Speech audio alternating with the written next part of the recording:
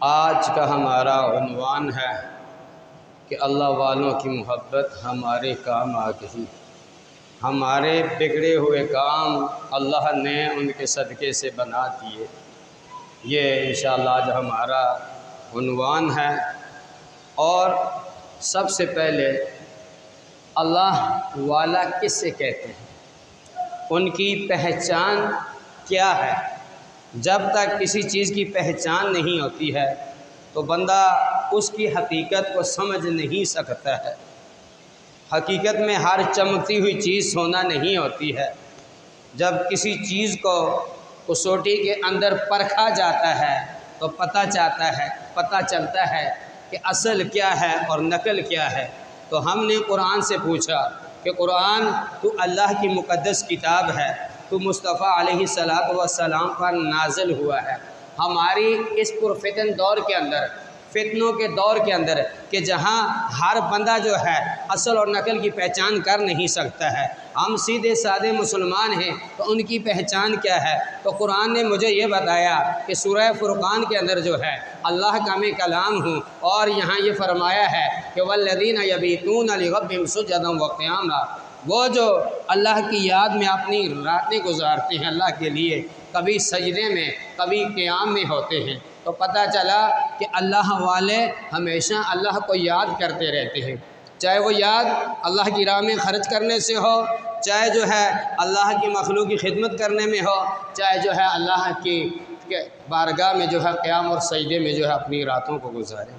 तो उन्हीं अल्लाह वालों में से जिन्हें हज़रत गौस आज़म रज़ी अल्लाह ताला अन्हु से पुकारा जाता है, हर लब पर, हर परेशान हाल के, हर बीमार के, हर बे औलाद के, हर बेरोज़गार के, जहाँ से जो है दुनिया वालों की उम्मीदें ख़त्म हो जाती हैं, वहाँ अल्लाह वालों की बारगाह में जाकर जब बंदा अल्लाह को पुकारता है और अल्लाह वालों के वसीले से जो है जब दुआ मांगता है तो मेरा रब फरमाता है ला तक़नतू मिन रहमतिल्लाह, कि अल्लाह की जो है रहमत से न उम्मीद नहीं होना है।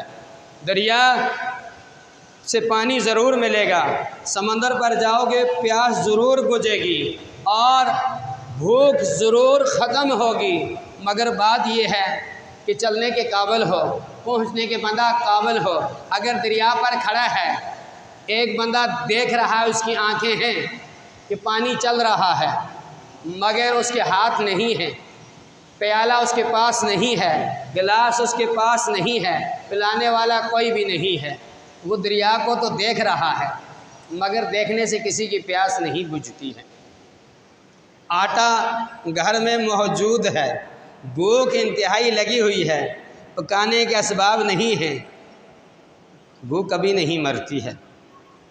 जिस्म नंगा है, कपड़ा पड़ा हुआ है, सिलाने का एहतमाम नहीं है तो जिस्म पर कभी जो है सूट नहीं आ सकता है।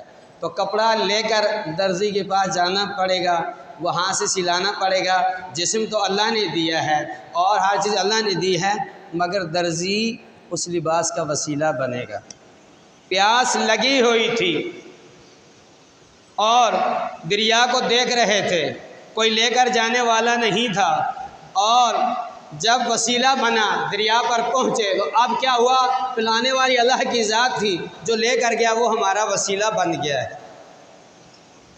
सब चीज़ें मौजूद थी, किसी ने खाना पकाया हमारे आगे रखा, हमने खाया, तो खिलाने वाली अल्लाह की ज़ात है, कोई किसी को खिला नहीं सकता है, मगर असबाब पैदा किए जाते हैं। तो इसीलिए कहा ना कि अगर कोई इस काबिल हो तो हम शाने कई देते हैं, ढूंढने वालों को हम दुनिया भी नहीं देते हैं।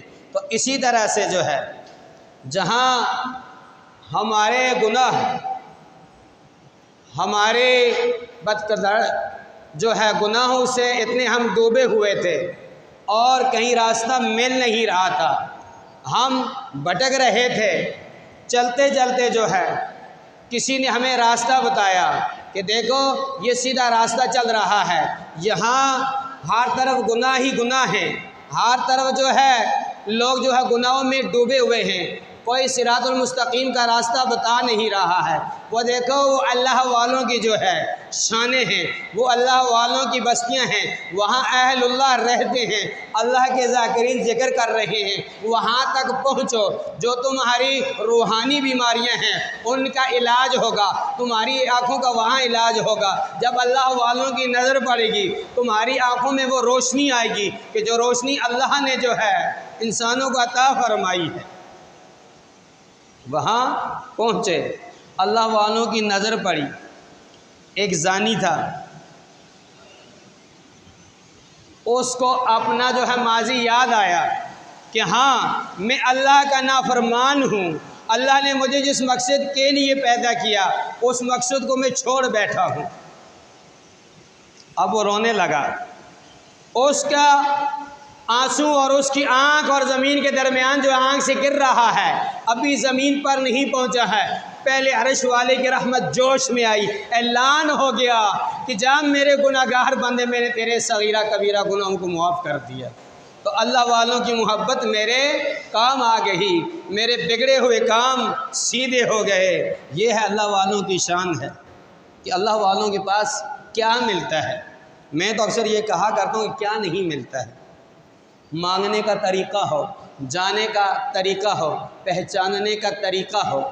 अब जो है जिस गौसे आज़म रज़ी अल्लाह ताला अन्हु से हम मोहब्बत करते हैं, जिस पर अल्लाह की रहमतों का नुज़ूल हो रहा है, जिसके दरबार में हाज़िरी देने के लिए बगदाद जाते हैं, आप फरमाते हैं कि 40 साल तक इशा के वुज़ू से फ़जर की नमाज अदा की है। तो वहाँ जो अल्लाह ने ऐलान फरमाया वल्लज़ीना यबीतूना लिरब्बिहिम सुजदा व क़ियामा, वो जो अपनी रातें अपने रब के लिए गुजारते हैं रुकू और सुजूद में। अब क्या किया, 40 साल तक इशा की नमाज के लिए जो वुज़ू किया उसी वुज़ू से फ़जर की नमाज अदा किया। बताएं कि रात को कितनी अल्लाह की इबादत की होगी, कितने नवाफिल पढ़े होंगे, कितने कुरान ख़त्म किए होंगे। और फिर फरमाते कि 15 साल तक जो है इशा के बाद जो है खड़ा होकर कुरान पढ़ना शुरू करता और जब सुबह सादिक होती तो वह नाज से निकल जाता। 15 साल में कितने महीने होते हैं? 12, और 12 महीनों में कितने दिन होते हैं? 365। और 365 जो है कुरान जो है एक साल में ख़त्म हुआ। और 365 को 15 से डिवाइड कर ज़रब दो तो कितने कुरान बनते हैं? और फिर हर हर पर 10 नेकियां बताएं। फिर उनके जो है मज़ार पर जो है अल्लाह के अनवार की बारिश ना हो तो किस पर हो? फिर वहाँ जो जाए अल्लाह पाक उसके गम दूर ना करे तो कहाँ दूर होंगे? अल्लाह वालों की मोहब्बत मेरे काम आ गई। और फरमाया कि 25 साल तक बियाबान जंगलों में रहकर जो है, बियाबान जंगलों में, शहरों में नहीं, बस्तियों में नहीं, गांव में नहीं, अपने रब को याद करता रहा। फरमाते हैं कि एक मौका ऐसा आया कि मैं जो है जंगलों में निकला हुआ था, अल्लाह के ज़िक्र में मसरूफ़ था, अल्लाह की कुदरत के नज़ारे कर रहा था। ना मुझे पानी मिला, ना मुझे खाना मिला, और प्यास से मेरी ज़बान जो है सूख जाती है, मेरे होंठ मुरझा जाते हैं। इतने में बादली का एक टुकड़ा आया जिससे चंद बूंदे पानी की जो है बरसना शुरू हुई। मैंने अपनी ज़बान आगे निकाली, मेरी खुश्क ज़बान तर हो जाती है और उससे जो है एक रोशनी ज़ाहिर होती है। और मुझे कहा कि अब्दुल कादिर मैं तेरा रब हूँ, अब तुझे नमाज पढ़ने की ज़रूरत नहीं है, तुझे हलाल और हराम की पहचान करने की ज़रूरत नहीं है। तो मैंने सोचा कि मेरे हुजूर सरवर कायनात, फ़ख्र मौजूदात, ज़ीनत बज़्म कायनात, दस्तगीर जहाँ, गम गुसार ज़मां को अल्लाह ने नमाज मुआफ़ नहीं की है तो मुझे कहाँ से मुआफ़ होगी? मैं तो अपने नबी का ग़ुलाम हूँ। तो मैंने पढ़ा औज़ु बिल्लाहि मिनश शैतानिर रजीम, ला हौला वला कुव्वता इल्ला बिल्लाहिल अलिय्यिल अज़ीम। वो रोशनी धुआं बन गई, वो बादल का टुकड़ा फट गया। और फिर जब चंद कदम आगे चला तो फिर एक तरह से मुझे आवाज़ आई कि सुन ए अब्दुल कादिर, इस रास्ते पर हमने 70 औलिया अल्लाह को गुमराह किया है, तुझे तेरे इल्म ने बचा दिया। तो मैंने कहा कि दफ़ा हो जा लाइन, अभी भी तू मुझे गुमराह कर रहा है। अगर मुझे मेरा इल्म बचाता तो तुझे तेरे इल्म ने क्यों नहीं बचाया, तुझे क्यों लहीन करार दिया है। वो शैतान था जो शेख अब्दुल कादिर जिलानी रहमतुल्लाह ताला अलैह को आवाज़ें लगा रहा था कि ये अपने ऊपर फ़ख्र करे कि मैं तो इतना बड़ा हो गया हूँ, मेरी अल्लाह की बारगाह में इतनी मकबूलियत हो गई है कि अब हराम चीज़ें मेरे लिए हलाल हो चुकी हैं, मुझे नमाज नहीं पढ़नी है, कुछ और नहीं करना है। ये है असल और नकल की पहचान, ये है। इसलिए कहा ना कि लिबास खज़र में यहाँ हज़ारों रहज़न फिरते हैं। अगर जीने की तमन्ना है तो पहचान पैदा कर। सिर्फ तस्बीह उठा लेना, जुब्बा पहन लेना, इमामा पहन कर पीर नहीं बनता है, पीर नहीं बनता है।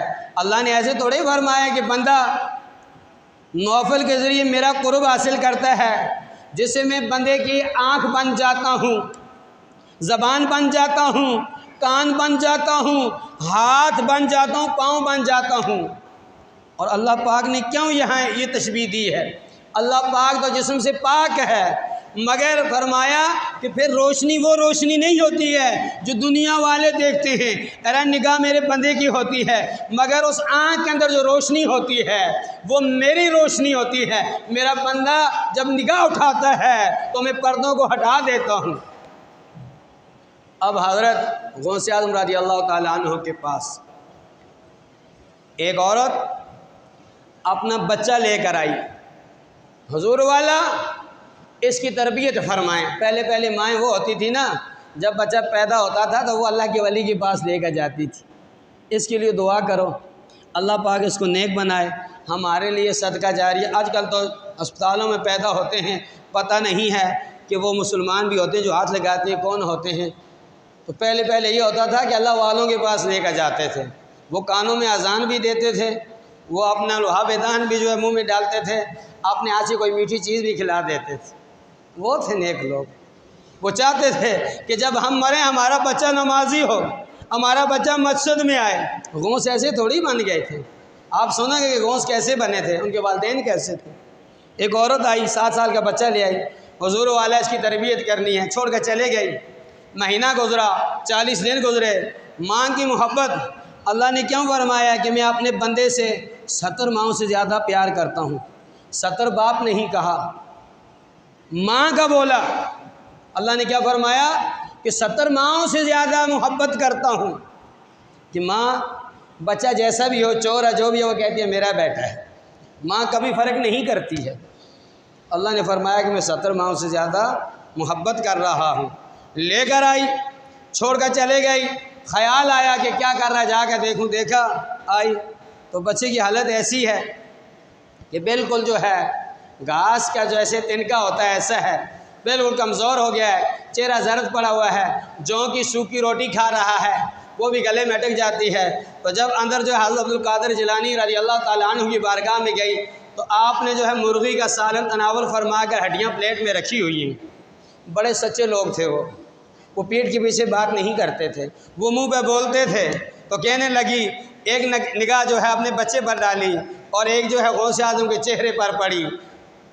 बुलवाने वाले तो गौस आज़म ही थे ना, वो भी अल्लाह के ऐसे वली थे कि वो जो इरादा करते थे समझ आते थे। बोला, बोल अम्मा क्या बोलना चाहती है? क्या कहो? तो कुछ भी नहीं बोलना, बोलना ये है कि मैंने सोचा था यहाँ बड़ा इंसाफ होता है, ये गौस आज़म का दरबार है। तो कहा कि यहाँ इंसाफ नहीं और क्या है, यहाँ तो इंसाफ ही इंसाफ है, यहाँ बीमारों को शिफा मिलती है, परेशान हाल की परेशानी दूर होती है। बोला मेरे बच्चे की हालत देखो, आप देखो आप। बोला क्या हुआ? कहा कि वो सूखी रोटी खा रहा है और आपने जो है मुर्गी का सालन तनावल फरमाया है। आपने हड्डियों से फरमाया कि ए हड्डियों, अल्लाह के हुक्म से ज़िंदा हो जाओ और रिसालत में आप सल्लल्लाहु ताला अलैहि वसल्लम की गवाही, अल्लाह की वादनीत की गवाही दो और मेरी गवाही दो कि मैं कौन हूँ। वो मुर्गा ज़िंदा हुआ, उसने कहा कि अल्लाह वाहदहु ला शरीक है, हुज़ूर अकरम सल्लल्लाहु अलैहि वसल्लम अल्लाह के आखिरी नबी हैं और हज़रत अब्दुल कादिर अल्लाह के वली हैं। तो फिर फरमाया कि अम्मा के जिस वक्त तेरा बेटा इस मकाम पर आएगा, जो चाहेगा खाएगा, जो चाहेगा अल्लाह पाक उससे वही खिलवाएगा। तो इसलिए कि अल्लाह वालों के पास जाना, उनके पास बैठना, अपने बच्चों को ले जाना, उनके लिए दुआएं करवाना, ये जो है सलफ़ और सालिहीन के तरीक़े हैं। आज लोग ये कहते हैं कि अल्लाह वाले क्या देते हैं। अब मैं एक शहर में नहीं गया हूँ, एक शहर का मुझे पता ही नहीं है, आप कहते हो कि वहाँ ये मिलता, मैंने कहा भाई मुझे क्या मिलता, कुछ भी नहीं है। तो आप कहेंगे कि इमाम साहब पहले वहाँ जाओ तो सही, फिर ना मिले तो कहना। और फिर जिनको अल्लाह वालों की निगाह कबूल फरमाती है वही वहाँ तक पहुँचते हैं। हज़रत अब्दुल कादिर जिलानी रहमतुल्लाह ताला अलैहि से एक शख्स इंतहाई मोहब्बत करता था और उसने कहा कि हुजूर, ये मौलाना अशरफ अली थानवी साहब ने अपनी किताब के अंदर भी ये वाक़या लिखा है, कहा कि मैं आपके कपड़े धोया करूँगा।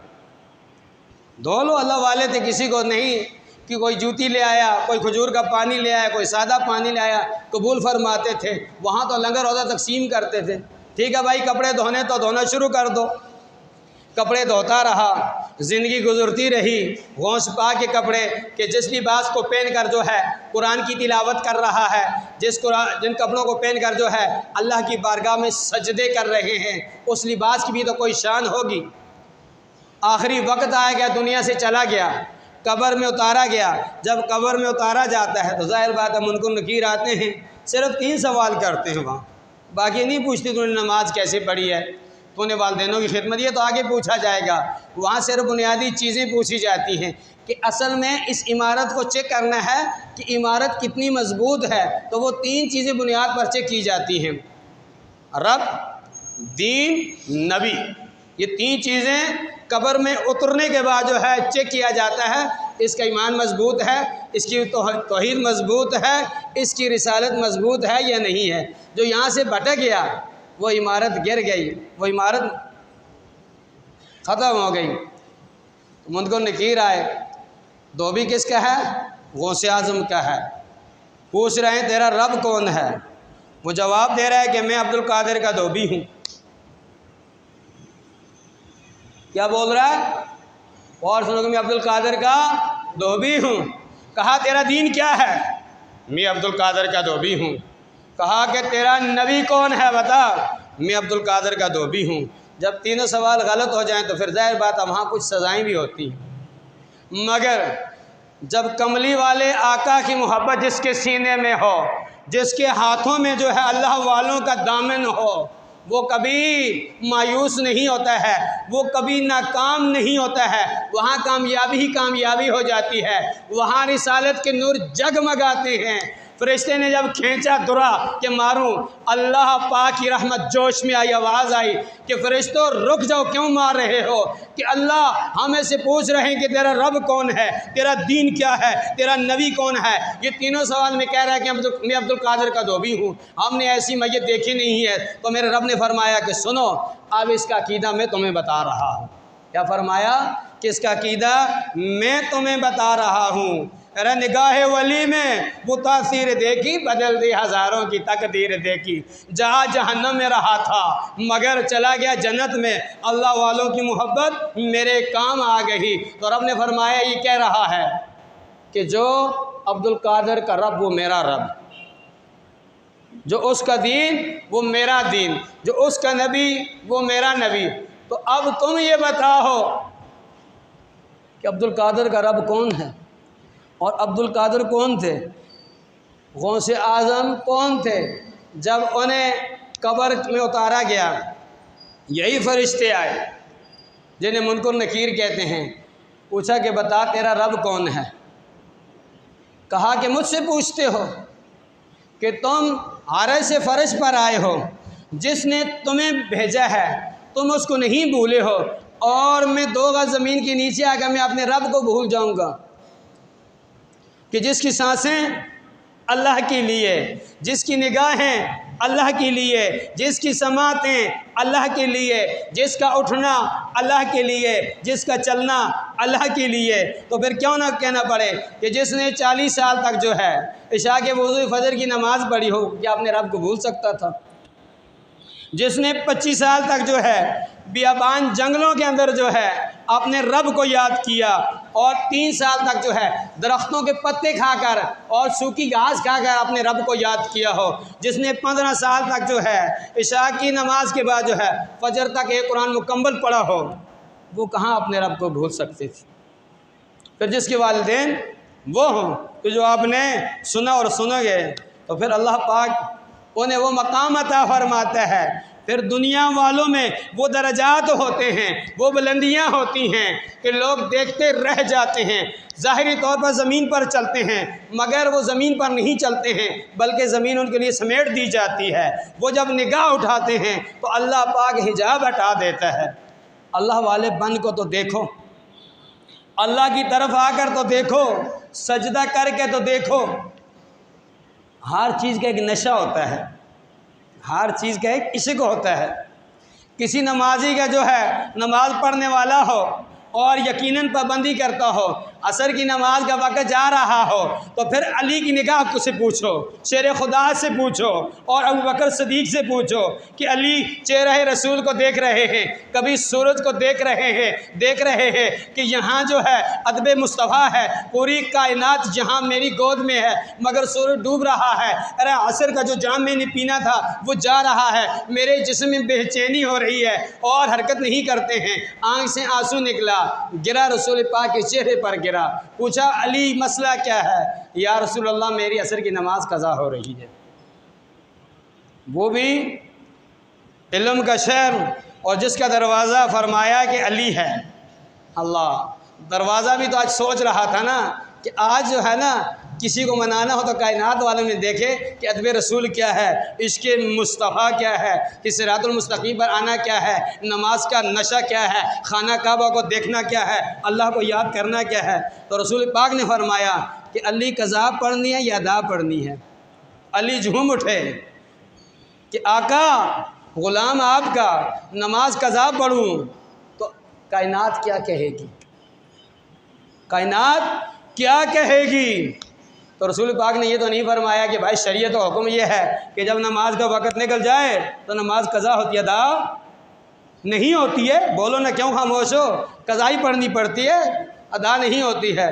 तो बात अली की थी, बात अली की थी। रसूल पाक ने फरमाया कि हाँ मैं वो नबी हूँ कि जिसके सदके सूरज बना, मैं वो नबी हूँ जिसके सदके चाँद बना, मैं वो नबी हूँ कि जिसके सदके अल्लाह ने पूरी मखलूक को बनाया, पूरी कायनात को बनाया। उधर से जो है उंगली का इशारा हुआ, इधर से हाथ उठे, डूबा हुआ सूरज जो है तुलू हो गया, गुरूब सूरज जो है तुलू हो गया। अली ने नमाज अदा की और कायनात वालों ने देखा। तो इधर भी जो है यही चर्चे हैं कि जो अल्लाह को याद करता है फिर अल्लाह पाक पूरी कायनात को उसके ताबे कर देता है। वो हुक्म करते हैं तो दरिया चलते हैं, वो हुक्म करते हैं तो सूरज चलता है, तुलू होता है, वो हुक्म करते हैं तो गूंगे जो है गूंगों को ज़बान मिल जाती है, नाबीनों को आँखें मिल जाती हैं, बहरों को कान मिल जाते हैं, बे औलादों को औलाद मिल जाती है। किसी ने कहा कि ये शिरक है, हमने कहा ये शिरक नहीं है, ये अल्लाह वालों की शान है, ये अल्लाह वालों की अज़मत है, ये उनकी उल्फतें हैं, ये उनकी बरकतें हैं कि अल्लाह उनकी सुनता है, अल्लाह उनकी सुनता है। अगर ये ना होता तो हमने कब अल्लाह को देखा था, हम क्या जानते थे।